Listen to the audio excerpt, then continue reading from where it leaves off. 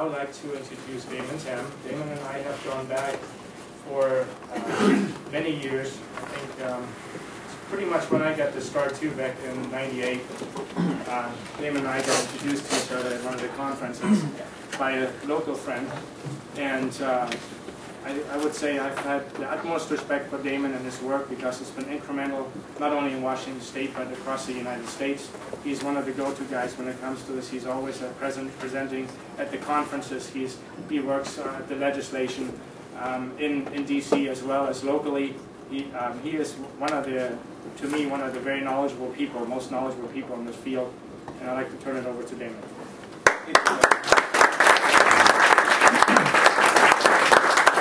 Thank you for inviting me. I just want greetings from Eastern Washington.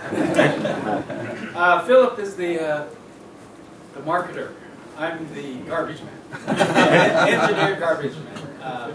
I'm here to explain our experience with respect to waste energy and what we do in Spokane. Spokane is typically a very, very conservative town, but at the same time, we have issues, environmental issues, as well as business issues. And Spokane in itself came to this problem, as well as many communities come to this problem, that landfill space is limited, and you will have a choice, whether you're a small city or a large county or a large state. You have a choice. And it will come in different times. I myself was born in Honolulu, Hawaii. And all my coworkers say, "You've done it wrong. You're supposed to go the other way." But I love Spokane. I love the city. I love the state. I have a civil engineering degree. I have 32 years in solid waste management in Spokane. I've been a manager in the solid waste system. I've worked with Spokane County. I currently work with the solid waste system, which is the department of the city of Spokane. I've served in various roles. I currently am the systems contract manager. They've given me all types of titles. So I'm technical, get it done. Yeah. I do not like politics. I consult with the city of Beijing, I consult with New Zealand and other governments, and the city allows me to do that in order to hone my skills and provide benefit to the rest of the world. National perspective, I'm, again, garbage guy. This is garbage. Americans generate a lot of garbage, and we are the leaders in the world, unfortunately. But other developmental countries generate garbage as well.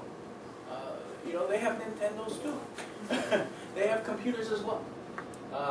Right now, we do not recycle as much as other countries.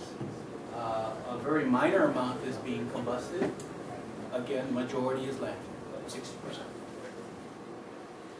We need a dramatic use in clean and renewable energy. That's been stated many, many times. We're very much dependent on fossil fuels, dependent on oil. And we are diversifying. But diversification and use of fuels is something that we would like cleaner as well as more renewable. EPA has stated waste energy is one of the most environmentally protected, least polluting sources of renewable energy. Basically, it's untapped resource. We have other countries that are relying on waste to energy and waste from other countries that are able to do this and utilize this as their major source of energy. The United States has 87 of these facilities. This is very possible. Yeah, they comply with all the regulations, even the newer regulations. But 87 versus over 600 facilities in the world. Germany, France, Switzerland, all have Sweden waste energy facilities. Washington State, the numbers are a little different. Everybody counts a little differently, but this is how Washington State, from the Department of Ecology, paints the picture. We generate almost 7 pounds per person per day. We recycle 3 pounds per person per day. We dispose of almost 5 million tons of waste in this state alone. Of that, only 277,100, that's Spokane, were combusted. So we account for a very small part. You know, we're a smaller city, smaller county, 5% of the total, and 95% was landfill. If you can envision, 1 ton of municipal solid waste is equivalent to 1 barrel of oil. So it is a viable fuel. Why did Spokane do this? We did it for environmental reasons, not for money. This is environmental. We have a sole source aquifer. We live on our groundwater source. We have had, and I was part of this, I used to run one of those Superfund landfills. In fact, the first Superfund site in the state of Washington is a garbage landfill, a small garbage landfill, only 40 acres. But that small garbage landfill, the county was sued $62.8 million and lost. And was immediately appealed, and we lost that too. So it was more from the environmental liability side. We moved in this direction. That same county commissioner that pushed me into the door in the public hearing and said, "You're in front. How do we get away from this? Believe me, we're running out of space. That's okay. We'll put this new landfill next to you. We've only polluted 4 out of 4. You know, citizens basically were saying, not us. So we had a very big desire to expand our alternatives, not just looking at recycling and landfill and avoidance. So we implemented an integrated solid waste system, multiple options. That's the name of the game in garbage, multiple options, so that you can change and affect the environment in total. Our waste energy plant has given us a lot of flexibility to do that. We have revenue from energy sales, thank you, Seattle. We sell it to Puget Sound Energy, and they pay us handsomely for our energy. Unfortunately, it ends this year. And we are their highest kilowatt hour source.